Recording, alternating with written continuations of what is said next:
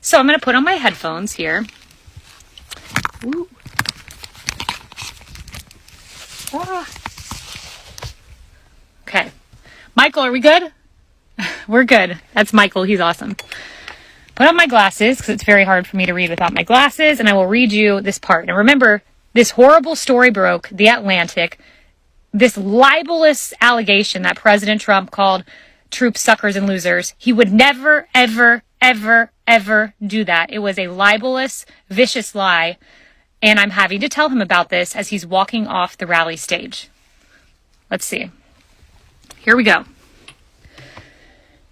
After President Trump descended the staircase amid raucous cheers, one of his aides guided him in my direction.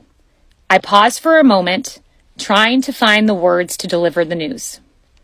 Be quick, he said, completely aware the thousands of eyes that were on us on the tarmac. Mr. President, a very bad story just popped in The Atlantic saying that you disparaged our fallen soldiers. I don't want you to be blindsided by the press, I said before he walked away and ahead towards Air Force One. Aboard Air Force One, I went into his private office space and reviewed the allegations with him point by point. He was deflated and completely bewildered at the accusation. While President Trump was usually able to casually dismiss the stream of bad stories he endured during his presidency, this was not the case for the Atlantic story. What kind of monster would say this?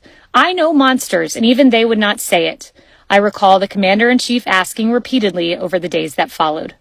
I can tell you on a personal level, I have never seen the president so distraught over a report. I regularly came to him with bad news. For the most part, he seemed to take it with a grain of salt. Mr. President, we have another New York Times tax story, hit piece on you coming. I improvised there a little bit. We'll fix that. Don't worry. We re-record a lot of this. Mr. President, we have another New York Times hit piece on your taxes, I would tell him once a week as we neared the election. You've got to be kidding me, he would casually reply before changing the subject, totally unconcerned with the hit piece on the horizon. He was used to negative press. The Atlantic story was different. And then I go on to talk about it in more detail. You're not going to want to miss this book, I'm telling you. You'll see what President Trump was really like, and it is nothing like what the mainstream media says. Nothing.